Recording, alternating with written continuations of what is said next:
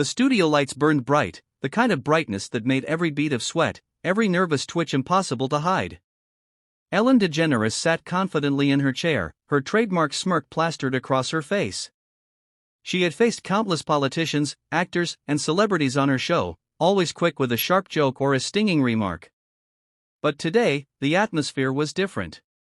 Today, Ted Cruz was her guest. And though Ellen expected another easy victory in her long career of witty television takedowns, she was about to learn a lesson she would never forget. From the very moment Ted Cruz walked onto the stage, the applause was mixed, half cheers, half boos. Ellen noticed it, and so did he. Instead of faltering, Cruz smiled, shook her hand, and settled into his chair. He wasn't there to win a popularity contest, he was there to defend what he believed, no matter the crowd. Ellen opened with a jab, something about Cruz's policies being out of touch with real people. The audience laughed, but Cruz didn't flinch. Instead, he leaned forward, his eyes steady, and calmly said, "Well, Ellen, I've met a lot of real people. They don't all agree with you, and they don't all agree with me. But their voices matter. Don't you think they deserve a seat at the table too?" That line shifted the air in the room. Ellen wasn't used to someone countering her humor with reasoned composure. Still, she pressed on. She cracked jokes about Cruz's faith, his stance on freedom, and his reputation in Washington. Each time, the audience chuckled, but Cruz didn't take the bait. Instead of lashing back, he explained his positions with stories, personal ones. He told of his father, who fled oppression in Cuba with nothing but hope in his heart.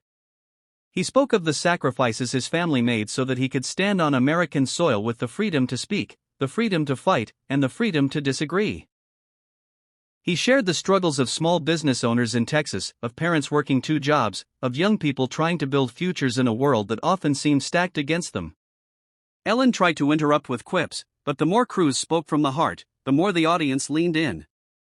The laughter dwindled. The applause began to shift, not for Ellen's clever remarks, but for the depth in Cruz's words.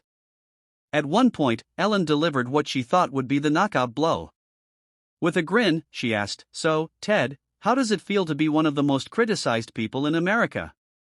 The crowd erupted in laughter. But Cruz didn't even blink. He looked straight at her, his voice steady and unshaken. "Ellen, I'd rather be criticized for standing up for what I believe in than be applauded for abandoning it. History doesn't remember the people who play it safe. It remembers the ones who stand their ground, even when it's hard." Silence. Not a single laugh. For the first time in the interview, Ellen's smirk slipped. She blinked, taken aback, as if the weight of his words had